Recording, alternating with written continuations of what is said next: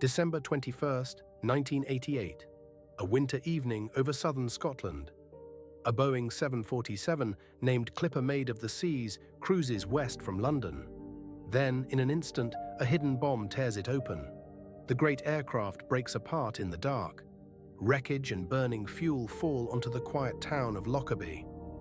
270 people die. The airline that taught the world to fly is beginning to end. Rewind 60 years. Juan Trippe is born in 1899, a Yale man, a wartime pilot, a dreamer with a ledger's mind. On June 2nd, 1927, he forms the Aviation Corporation of the Americas.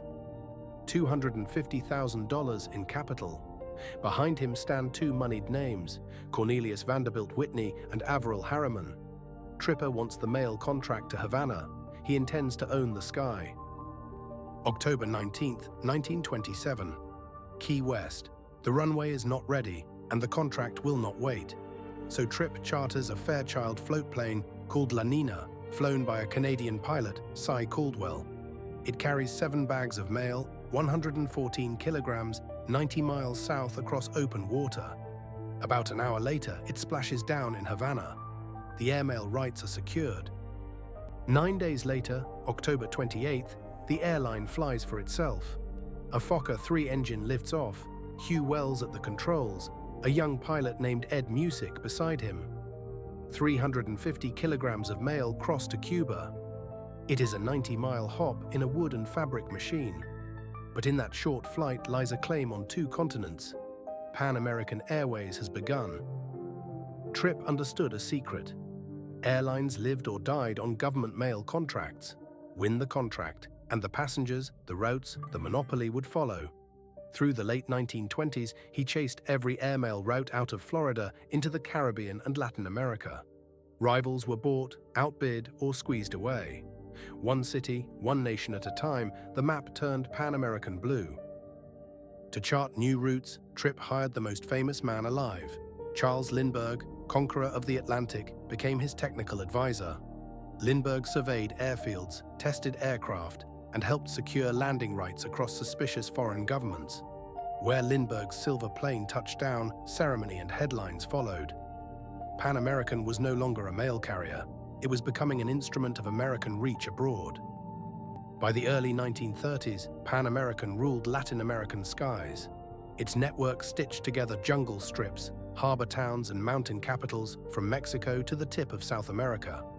Where there were no runways, the company built them.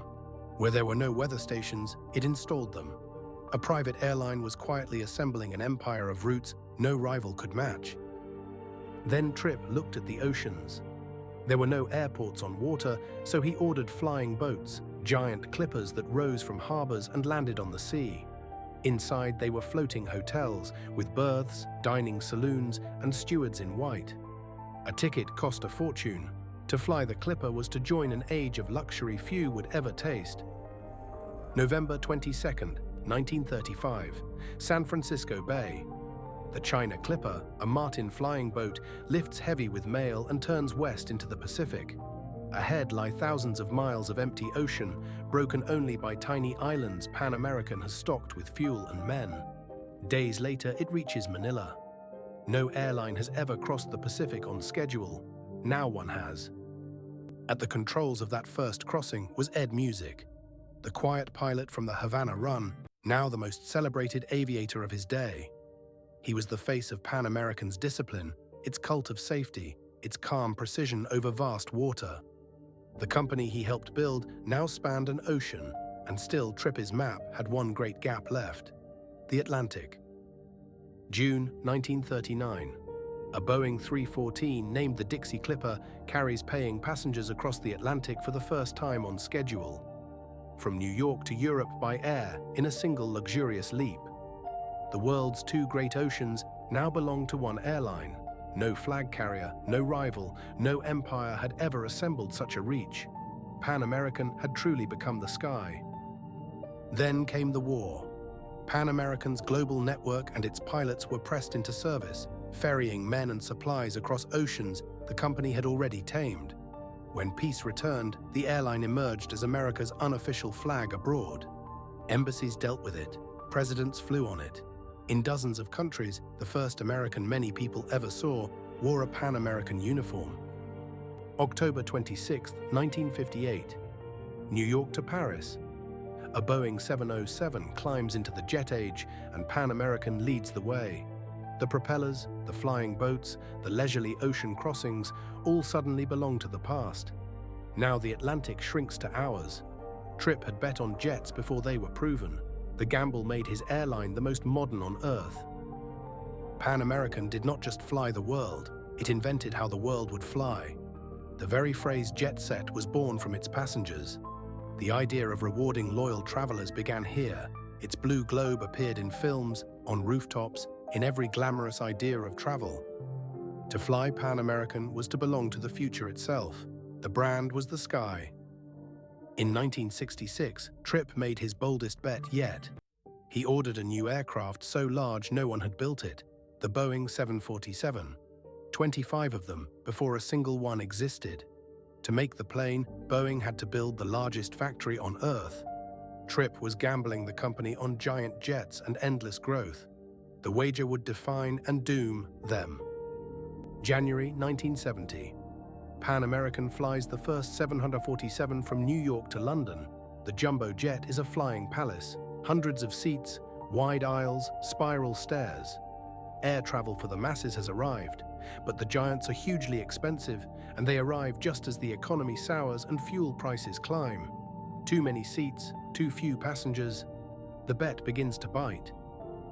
2 years earlier, in 1968, Juan Trippe had stepped down.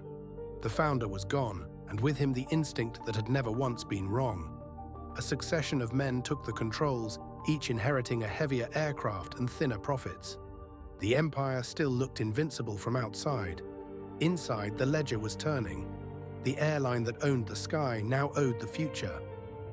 March 27, 1977. Tenerife in the Canary Islands. Fog rolls thick across a crowded airport runway. 2 747s wait in the murk, one from KLM, one from Pan American. In the confusion, the KLM jet begins its takeoff roll while the Pan American jet is still on the runway. Out of the fog, the two giants meet. It is the worst disaster aviation has ever known. 583 people are killed. Every soul aboard the KLM aircraft, and most aboard the Pan American jet, where only 61 survived the fire. It is not Pan American's fault, the investigators will find. But the name is now bound to catastrophe. The airline that sold the romance of flight is learning the other face of the sky. Grief and headlines. Then the ground shifts beneath them. In 1978, America deregulates its airlines. The protected routes, the gentleman's monopoly, all of it dissolves. Rivals with cheap domestic networks feed passengers onto their own overseas flights. Pan American has no such home network. It flies the world, but not America. Fuel shocks pile on. The great international airline is suddenly exposed at home. So Pan American made its fatal decision.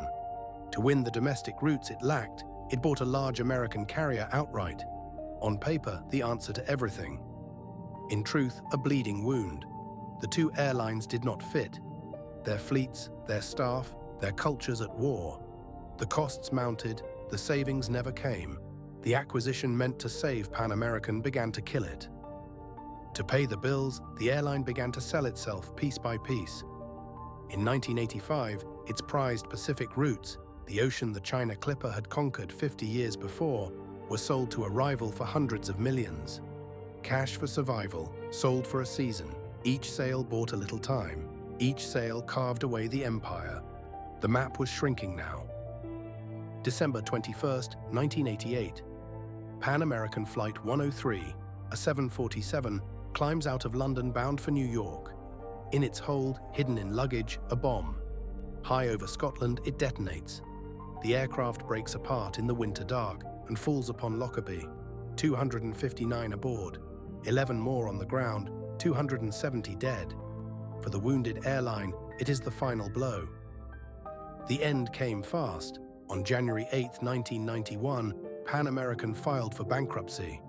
Its crown jewel, the London and Atlantic routes it had ruled for half a century, was sold to a rival. And on December 4, 1991, the last flight came home to Miami.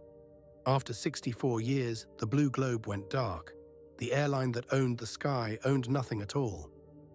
It began with 7 bags of mail and a 90-mile hop to Havana. It ended 64 years later with a bankrupt shell and a name on old postcards. Pan American did not die of one wound. It died of ambition, of scale, of a world it had built and could no longer rule. Next, a railroad war, where 3 schemers set out to loot an empire from Cornelius Vanderbilt. The ledger always balances, eventually.